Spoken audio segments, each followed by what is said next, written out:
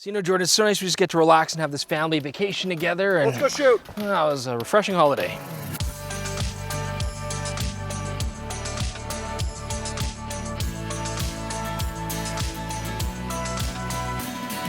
Welcome back, DPReview TV viewers. It is Chris Nichols here, and yes, Jordan and I are on a family vacation, but we thought, well, why not work?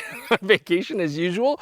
So we are going to be playing with the brand new Fujifilm GF 30mm lens. It's a 3.5, gives you a full frame, roughly 24mm equivalent. Now, we're going to be shooting these on GFX 100s. The GFX that I'm using does have the latest firmware update, so I get all the fancy autofocus from the latest Fuji cameras, and Jordan is also shooting this entire episode on a GFX 100 as well with his own GF 30mm lens. Should be good. Let's go try it out.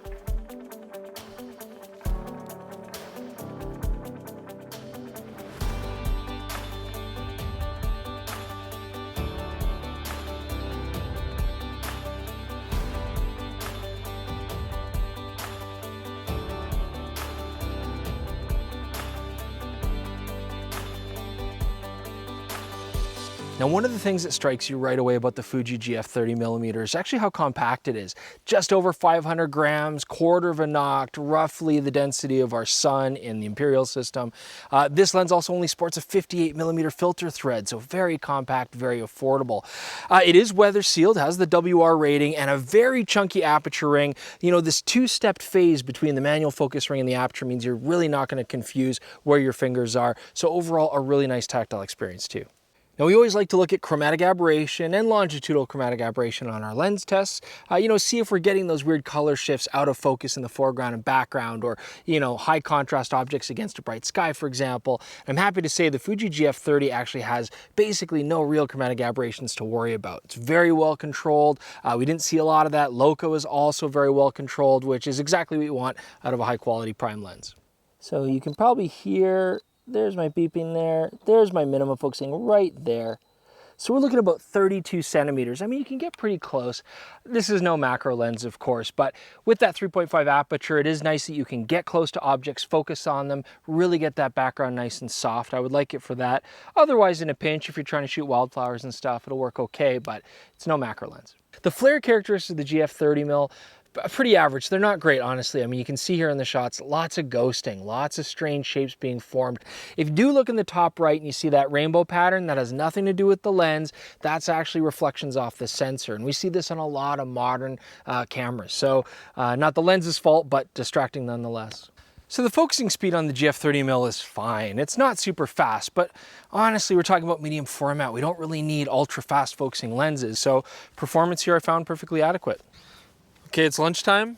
That's going on. I'm just gonna fish for like 5 minutes, Jordan, okay? Just like come get me in like 5 minutes, tops.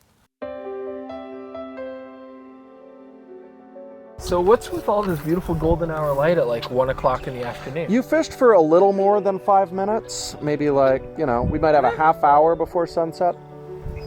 Light's pretty, let's go shoot it. Looks good.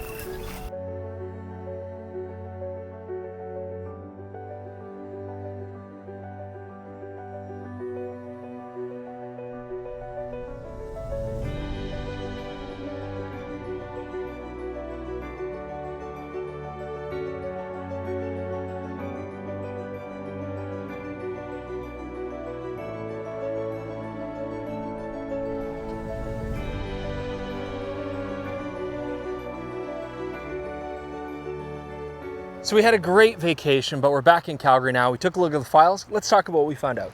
Now, even though the GF 30mm is a wide-angle lens, you can actually get nice thin depth of field if you get close enough.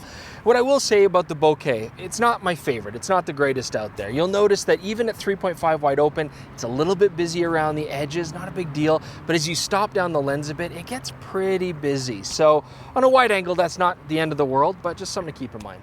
So look at this deer shot I got. Radical. I mean, seriously, with the GFX 30mm being as sharp as it is and the GFX 100 sensor, I can just crop right in. Who needs a wildlife lens? Well, frankly, I need a wildlife lens. We're pushing it a little bit here. However, all jokes aside, this is actually a very sharp lens, especially wide open. I was quite impressed. So focusing here in the center at 3.5, it's very sharp in the center, and even to the corners, it's still very impressive. Stop down a bit, even just a 5.6, and everything gets really nice right to the corners. I was quite impressed. If you're going to focus on something specifically in the corners, I will say again, you can see here wide open, yeah, it does have a little bit of softness, not bad, but if you stop down the lens a bit, again, those sharpen up really nicely. So very happy, even wide open in the centers, and overall, once you get to 5.6, this lens is excellent.